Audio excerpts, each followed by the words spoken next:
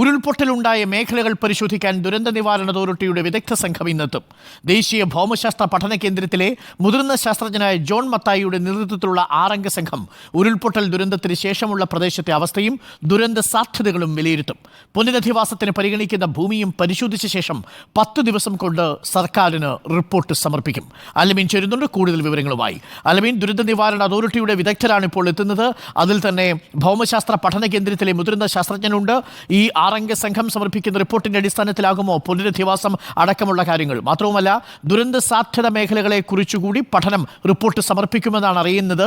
ഈ പുഞ്ചിരിമട്ടത്തോടടുത്ത് നിൽക്കുന്ന പ്രദേശങ്ങളിലും ദുരന്ത സാധ്യതയുണ്ട് എന്നുള്ളതാണ് പ്രാഥമികമായിട്ടുള്ള വിലയിരുത്തൽ.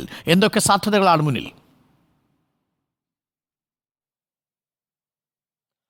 അരുൺ, ദുരന്ത നിവാരണ വകുപ്പിന്റെ നിർദ്ദേശപ്രകാരമാണ് ദുരന്ത നിവാരണ അതോറിറ്റി ഒരു കമ്മിറ്റി രൂപീകരിച്ച് വിദഗ്ധ സംഘത്തെ രൂപീകരിച്ചിരിക്കുന്നത്. അവർ ഇന്ന് ഉച്ചയോടുകൂടി വയനാട് എത്തുമെന്നുള്ളതാണ് ലഭിക്കുന്ന വിവരം. ഇന്ന് മുതൽ 22-ാം തീയതി വരെയാണ് അവർക്ക് സമയം, അതായത് 10 ദിവസത്തെ സമയമാണ് അവർക്ക് അനുവദിച്ചു നൽകിയിരിക്കുന്നത്.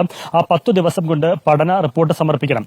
അവർ പഠിക്കുന്നത്, അവർ പരിശോധിക്കുന്നത് ഈ ദുരന്ത മേഖലയിൽ മേപ്പാടി പഞ്ചായത്തിൽ ഇപ്പോൾ ദുരന്തമുണ്ടായ മുണ്ടക്കൈ, പുഞ്ചിരിമറ്റം, ചൂരൽമല ഉൾപ്പെടെയുള്ള വെള്ളാർമല ഉൾപ്പെടെയുള്ള പ്രദേശങ്ങളിലെ ഈ ദുരന്ത ബാധിത മേഖലകൾ അവർ പരിശോധിക്കും. അവിടുത്തെ ദുരന്ത സാധ്യത വിലയിരുത്തുകയും.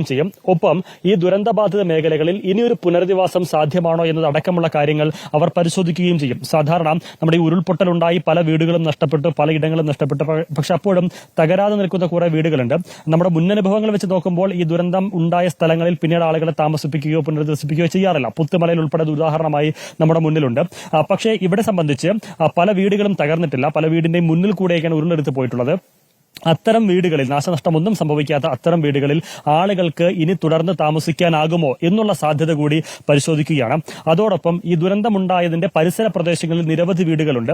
അവർ ഇനി അവിടെ താമസിക്കുന്നത് സുരക്ഷിതമാണോ, അവരെയും ഇനി പുനരധിവാസത്തിന്റെ ഭാഗമായി അവരെയും മാറ്റി താമസിപ്പിക്കേണ്ടതുണ്ടോ, മാറ്റിപ്പാർപ്പിക്കേണ്ടതുണ്ടോ എന്നതടക്കമുള്ള കാര്യങ്ങളും ഈ സമിതി പരിശോധിക്കും. ഒപ്പം പുനരധിവാസത്തിനായി ചില ഏരിയകൾ, ചില മേഖലകൾ സർക്കാർ കണ്ടുവച്ചിട്ടുണ്ട്, ജില്ലാ ഭരണകൂടം കണ്ടുവച്ചിട്ടുണ്ട്.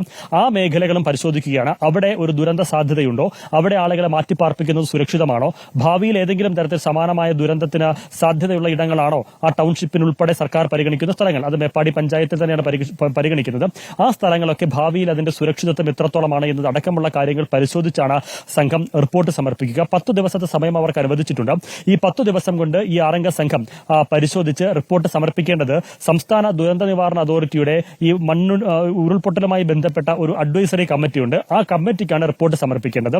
ആ കമ്മിറ്റി ഈ 6-അംഗ സംഘത്തിന്റെ റിപ്പോർട്ട് 25-ാം തീയതിയോ അതിനു മുൻപോ മീറ്റിംഗ് കൂടി പരിശോധിച്ചതിന് ശേഷം അതിന്റെ ശുപാർശകൾ ജില്ലാ ദുരന്ത നിവാരണ അതോറിറ്റിക്ക് നൽകണം. അതായത് വയനാട് ജില്ലാ കളക്ടർ അധ്യക്ഷയായിട്ടുള്ള ജില്ലാ ഭരണകൂടത്തിന്, ജില്ലാ ദുരന്ത നിവാരണ അതോറിറ്റിക്കും സർക്കാരിനും സമർപ്പിക്കണം.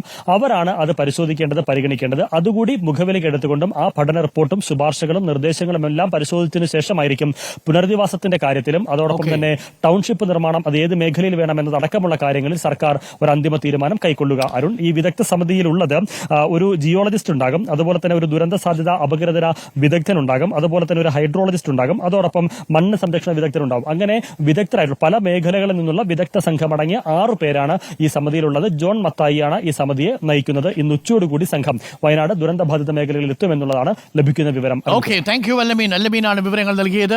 ഇനിയിപ്പോൾ കൂടുതൽ പഠനങ്ങൾ ആവശ്യമുണ്ട്. ഏറ്റവും പ്രധാനപ്പെട്ട കാര്യവും അത് തന്നെയാണ്. കാരണം ഈ ദുരന്ത നിവാരണ അതോറിറ്റി ദുരന്ത സാധ്യതയുള്ള മേഖലകളിൽ പഠനം നടത്തുകയും ഈ പുനരധിവാസത്തിന് വേണ്ടി ഒരുക്കുന്ന സ്ഥലം അതിൽ എത്രമാത്രം ദുരന്ത സാധ്യതയുള്ള മേഖലയാണ് തുടങ്ങിയ കാര്യങ്ങളെക്കുറിച്ചുമുള്ള പഠനം നടത്തണം. എന്തുകൊണ്ട് ഈ ഉരുൾപൊട്ടൽ ഈ പ്രത്യേക പ്രദേശത്തുണ്ടായി എന്നതിനെക്കുറിച്ചുള്ള കൂടുതൽ ശാസ്ത്രീയമായിട്ടുള്ള ഒരു അപഗ്രഥനവും ആവശ്യമാണ്. മാത്രവുമല്ല, ഏർലി വാർണിംഗ് സിസ്റ്റം അടക്കം മുന്നറിയിപ്പ് സംവിധാനങ്ങൾ ഈ മേഖലയിൽ വേണമെന്നുള്ള ആവശ്യവും ഉയരുന്നുണ്ട്. ദുരന്ത നിവാരണ അതോറിറ്റിയുടെ ഈ വിദഗ്ധ സംഘം ഇതൊക്കെ പരിശോധിക്കുമെന്ന് നമുക്ക് കരുതാം.